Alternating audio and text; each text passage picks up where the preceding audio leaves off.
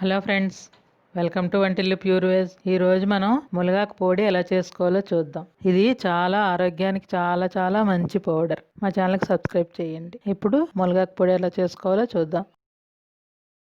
Stove వెలిగించి బాండి పెట్టుకుని అది కొంచెం హీట్ అయిన తర్వాత అందులో ఒక 2 స్పూన్ల ఆయిల్ వేసుకోవాలి.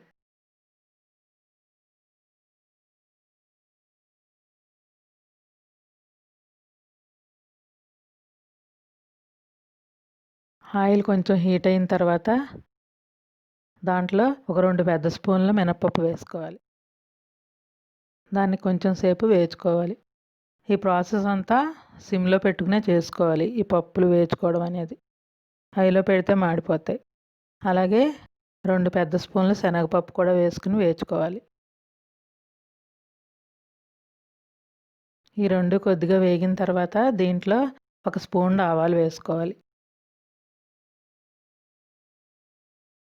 ఆవాలు చిటపటమనే వరకు వేయించాలి.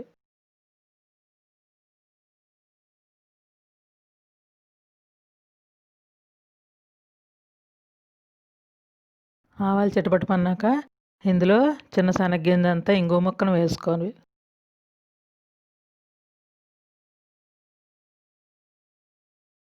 తర్వాత 1 స్పూన్ జీలకర్రను వేసుకుని వేయించుకోవాలి.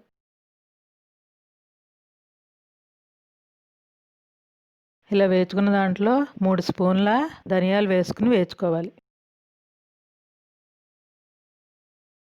అది కొంచెం వేగిన తర్వాత దాంట్లో ఒక 20 ఎండుమిరపకాయలని వేసి వేయించుకోవాలి. కారం ఎవరిష్టం వాళ్ళదండి. నేను 20 వేసుకుంటున్నాను. ఇంకొంచెం కారం ఎక్కువ తింటాం అనుకున్న వాళ్ళు మరొక 5-6 వేసుకోవచ్చు.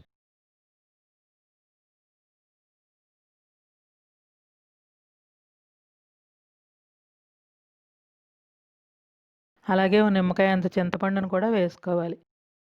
దీంట్లో ఉట్లు పిక్కలు ఏమీ లేకుండా చూసుకుని శుభ్రంగా తీసేసుకుని చింతపండు వేసుకోవాలి. ఆ చింతపండు కూడా కొంచెం వేయించుకోవాలన్నమాట. ఇలా పోపు మొత్తం వేగిపోయిన తర్వాత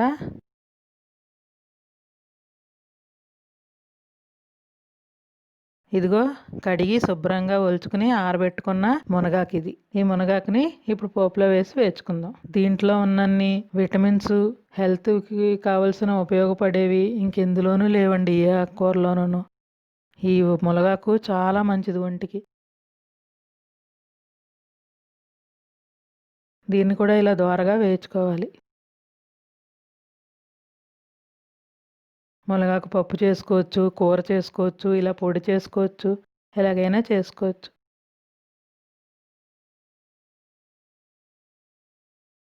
ఇగో ఇలా వేయించుకున్న తర్వాత దీంట్లో 1 స్పూన్ పసుపు, అలాగే దీనికి తగినంత ఒక 2 స్పూన్ల ఉప్పు వేసుకుంటున్నాను నేను.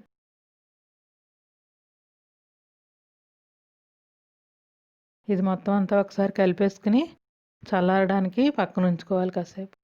చల్లారిన తర్వాత ఇదిగో ఇలా మిక్సీలో వేసుకుని మిక్సీ పట్టుకోవాలి.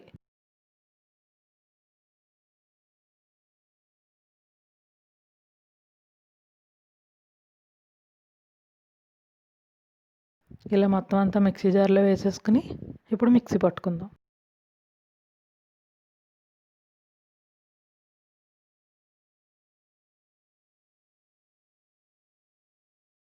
ఇదిగోండి, ఇదే మనం మిక్సీ పట్టుకున్న మునగాకు పొడి. దీన్ని మనం ఇప్పుడు ఒక బౌల్లోకి తీసేసుకుందాం. ఇలా బౌల్లోకి తీసేసుకున్న తర్వాత ఒక 5 నిమిషాలు ఇలాగే గాలికి ఉంచేసి అప్పుడు ఎయిర్ టైట్ కంటైనర్ బాంట్లో పెట్టుకోవాలి. వెంటనే పెట్టుకుంటే ఆవిరి పెట్టేసి పాడైపోతుంది పౌడర్.